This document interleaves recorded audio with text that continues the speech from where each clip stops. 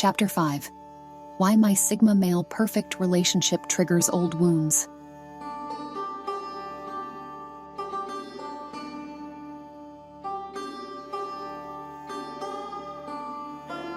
It's strange how seemingly perfect situations can uncover the oldest and deepest scars.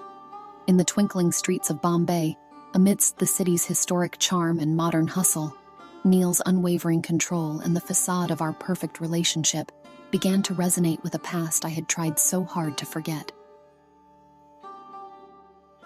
There was a time, long before Neil, when I fell headlong into love with Jeremy, a young poet with soulful eyes, during my years at Oxford. We'd meet secretly at the Turf Tavern, an old, almost hidden pub frequented by past luminaries like Thomas Hardy and even Stephen Hawking. Jeremy introduced me to the world of poetry, jazz, and whispered dreams.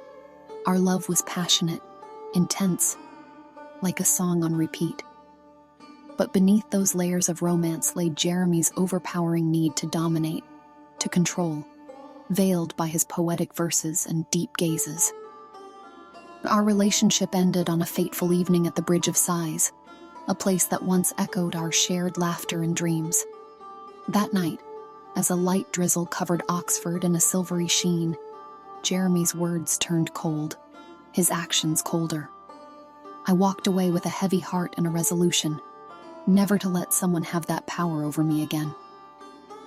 Back in Bombay, in the confines of our luxurious apartment, every moment with Neil started feeling like déjà vu, echoing that lost time in Oxford. The backdrop was different, the streets no longer cobblestoned, the sounds now a mix of Bollywood beats and honking rickshaws, but the essence remained hauntingly familiar. As Neil's Sigma traits became more pronounced, I found solace in old jazz records and poetry, especially the works of Larkin and Auden. One evening, as Ella Fitzgerald's haunting voice serenaded our living room with "Every Time We Say Goodbye," memories of Jeremy, of Oxford, of promises and betrayals came rushing back.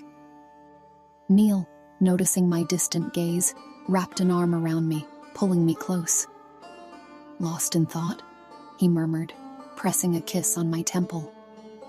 It was a gesture meant to comfort, but it felt suffocating, a reminder of the invisible chains he had wrapped around me. Later, at a gathering with expatriate friends at the iconic Leopold Café, as conversations swirled about Bollywood's golden era, Raj Kapoor's genius, and the cultural revolutions of the 70s, I felt a pull towards a world outside Neil's Sigma hold. I imagined myself exploring the city alone, tasting its authentic flavors, dancing to its rhythms, free from Neil's shadow. The tipping point came one balmy evening when I stumbled upon an old photo of the Bridge of Sighs amidst my belongings.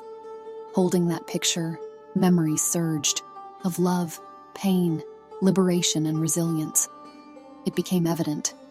I couldn't allow Neil to be another Jeremy. The past had triggered a realization. I deserved more than the prison of perfection, more than a facade. Closing my eyes, I took a deep breath, steeling myself for the confrontations and decisions ahead. My journey with Neil, with its veneer of perfection, was slowly driving me to the precipice.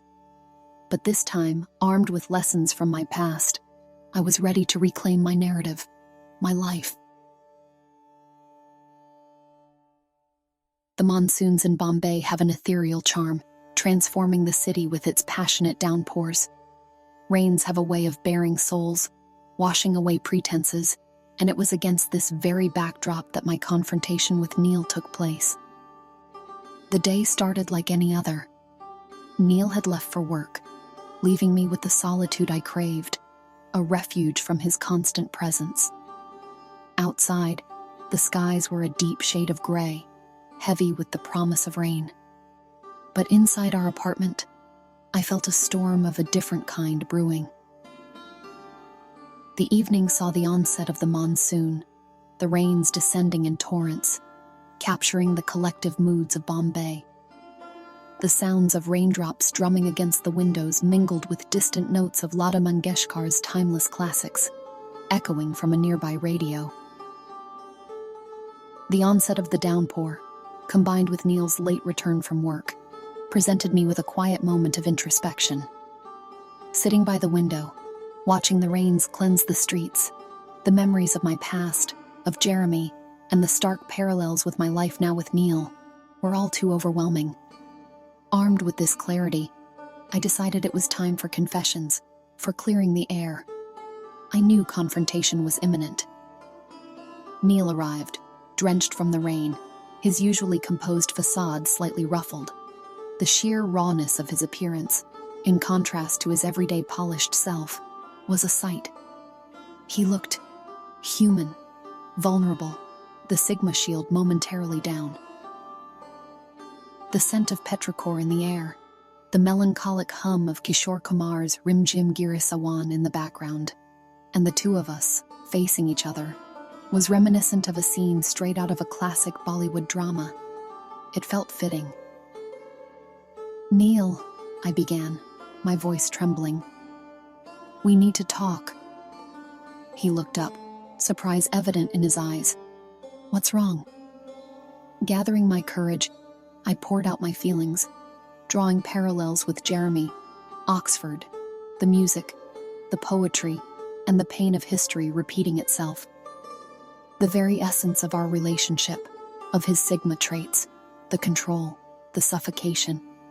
It all came tumbling out.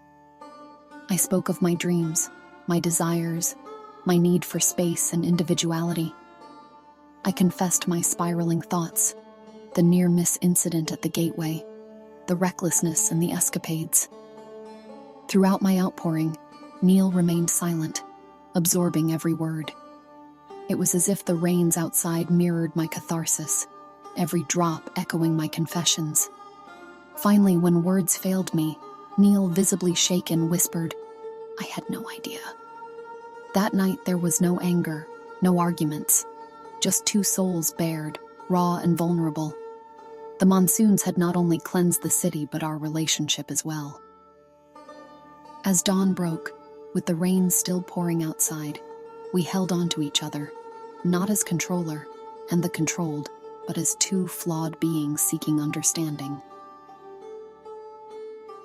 And yet, while the confessions had brought momentary respite, the weight of decisions hung heavily in the air. Was this confrontation the beginning of a new chapter or the beginning of the end? This is chapter 5 of a 6-part short story. The next chapter is the final chapter, chapter 6. If you like this chapter and would like to hear the other 5 chapters, or more stories of love, betrayal, cheating, and candid confessions like this one, please make sure you subscribe to the Romance Diaries on YouTube.